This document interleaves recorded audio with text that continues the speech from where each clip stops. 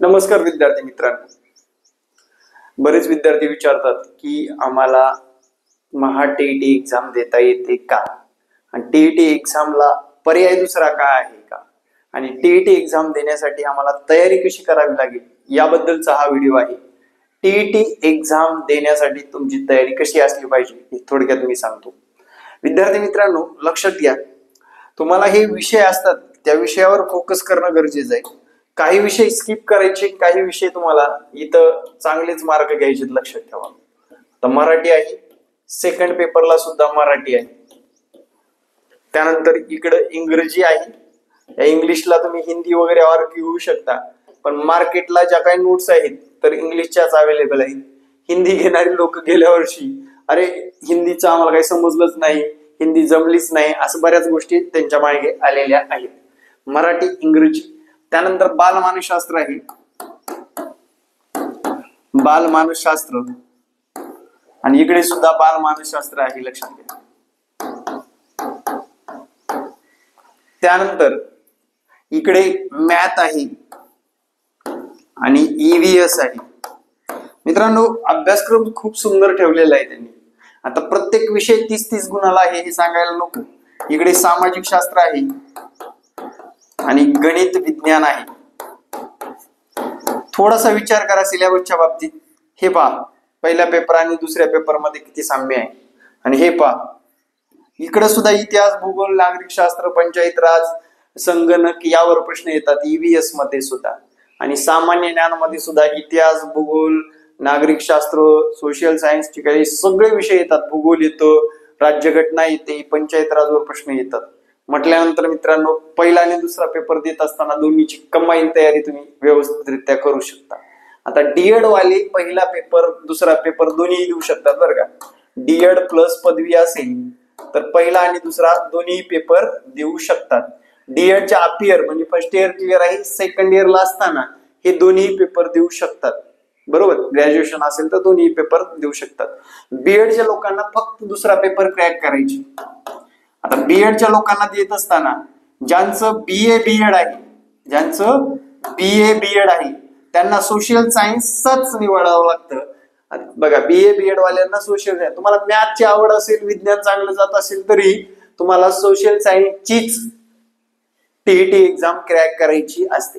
तत्पूर्वी विद्यार्थी मित्रांनो, आपले क्लास सुद्धा उपलब्ध आहेत. माझा संपर्क क्रमांक देतो इथे 9665484048.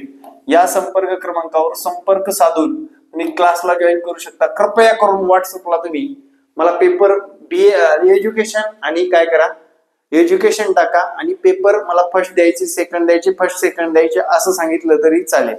त्या पलीकडे जाऊन ज्या लोकांचं बीएड, बीकॉम, बीएससी, बघा लक्षात घ्या काय काय झाले. बीएड बीएड कशात झाले, बीकॉम बीएड झालेलं आहे, बीएससी बीएड झालेलं आहे, इंजिनिअरिंग बीएड झालेलं आहे, त्यानंतर बी फार्मसी बीएड झालेला आहे, एम फार्मसी बीएड झालेला आहे, एमएससी बीएड झालेला आहे, एमकॉम बीएड झालेला आहे. त्या लोकांना मॅथ सायन्स हा पर्याय निवडता येतो. ज्याचं शास्त्रामध्ये शिक्षण झालंय त्यांनी शास्त्राला जोडा, आणि ज्याचं जे की सोशल सायन्स मध्ये शिक्षण झालेलं आहे त्यांनी सोशल सायन्सला जोडून टीईटी पास करायची आहे. ओपन, जर प्युअर ओपन असेल, खूप कमी लोक राहिलेत आता ओपन मध्ये, तर प्युअर ओपनच्या लोकांना एकच सांगणं आहे, प्युअर ओपन असणाऱ्या लोकांनी एक कृपया करून एक काम करायचंय, 90 मार्क घेण्याची तयारी ठेवायची. आणि कास्टच्याही लोकांना एकच सांगेल, तुम्हाला जर जास्त जागेमध्ये लढायचं असेल तर महा टीईटी सारख्या परीक्षेमध्ये 90 मार्क मिळाले पाहिजे, या दृष्टीने आपले पावलं उचलले पाहिजे.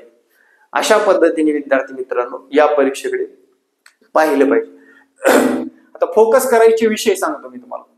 याला ना तुम्ही हातातून जाऊच देऊ नका, आणि या मराठीला सुद्धा हातातून जाऊ देऊ नका. याचा सर्वाधिक अभ्यास करा. ठीक. त्यानंतर ज्यांचं ईव्हीएस आहे त्यांनी मॅथचा अभ्यास करा, तुम्हाला टीआयटी एक्झामला सुद्धा त्याचा फायदा होणार आहे. त्यानंतर ईव्हीएस वाले तुम्हाला एक साधारण 30 मार्कालाच आहे तर त्याच्यात सुद्धा मार्क मिळवायचे. आता मार्क मिळवत असताना काय करायचं ते सांगतो थोडक्यात. इंग्रजीला सुद्धा 30 मार्क.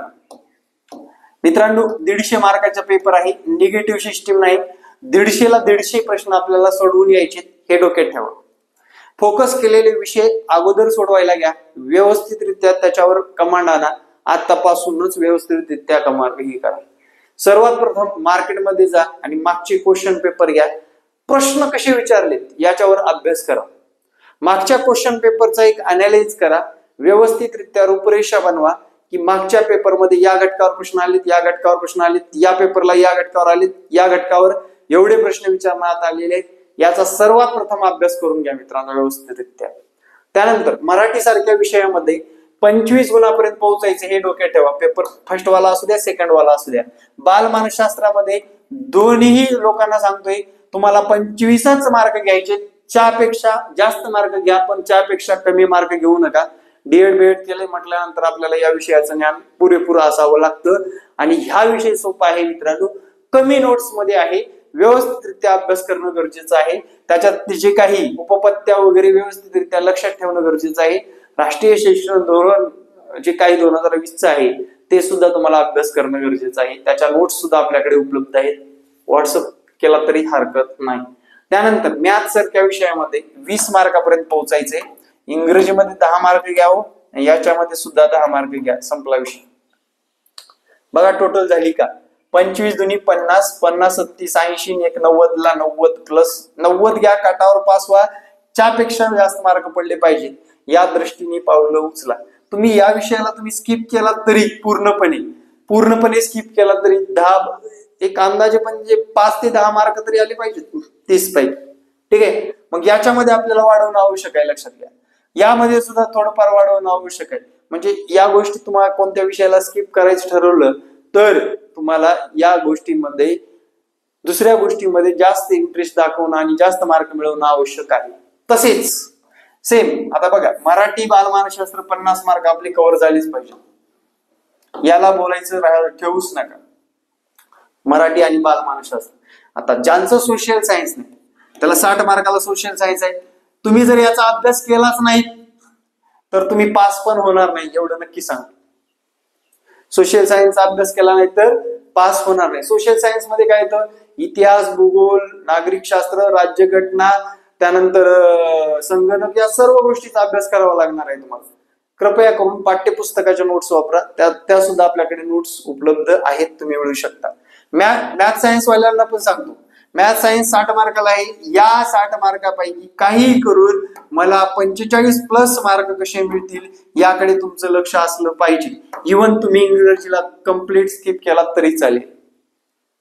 पण आता ज्यांची स्ट्रॅटेजी, कोणता आवडता विषय वेगळा असतो प्रत्येकाचा, ज्याच्यावर कमांड आहे त्या गोष्टीवर फोकस करा, त्याच्यावर अभ्यास जास्त करा आणि त्या गोष्टीचं नोट्स मिळवा, त्या गोष्टीवर जास्त अभ्यास करा. या पुढल्या राहिलेल्या दिवसामध्ये, आता तुमच्याकडे दिवस किती आहे सांगतो, 12 म्हणजे हे 18 दिवस, हे 18 दिवस. त्याच्यानंतर पुढल्या महिन्यात सप्टेंबर ऑक्टोबर महिन्याचे 31 दिवस आणि नोव्हेंबर महिन्याचे 20 दिवस पकडून चालू. तर मित्रांनो 8 आणि 1 9 5 आणि 1 6 69 दिवस आहेत तुमच्याकडे, लक्षात घ्या. मग प्रॉपर तुम्हाला प्रत्येक दिवसाला 1-2 मार्काचं नियोजन करायचे, व्यवस्थित अभ्यास करायचे, तर आणि तरच आगामी परीक्षा आपल्याला क्रॅक होणार आहे, हे डोक्यात ठेवा. मला काही करून कोणत्याही सब्जेक्ट मध्ये या 5 सब्जेक्ट पैकी किंवा इकडल्या 4-5 सब्जेक्ट पैकी 2 मार्क मला कव्हर करायचे प्रत्येक दिवशी, हे डोक्यात ठेवा, माइंड मध्ये ठेवा, तरच ही एक्झाम तुम्हाला क्रॅक होऊ शकते. असा करावा अभ्यास, असं करावं नियोजन. तुम्हाला नियोजन कसं वाटलं, एकदा रूपरेषा बसा, जागेवर बसा, कोणत्या विषयात मी किती मार्कापर्यंत पोहोचू शकतो हे एकदा ट्राय करा, किंवा मागचा पेपर सोडवून बघा. मित्रांनो मागच्या पेपर सारखाच पुढलाही पेपर असणार आहे, अवघड तर नक्कीच असणार आहे, पण मागच्या पेपरचेही रिपीट क्वेश्चन झालेले दिसून येणार आहेत. त्यामुळे मागच्या पेपरला हाताशी धरून अभ्यास केला तर तुमचा फायदा जास्त होणार आहे. आणि क्लास लावलं म्हणजे लगेच पास झालं नाही, क्लास अटेंड करावं लागेल, वाचावं लागेल, सरांनी सांगितलेल्या गोष्टी तुम्हाला लक्षात ठेवावं लागेल.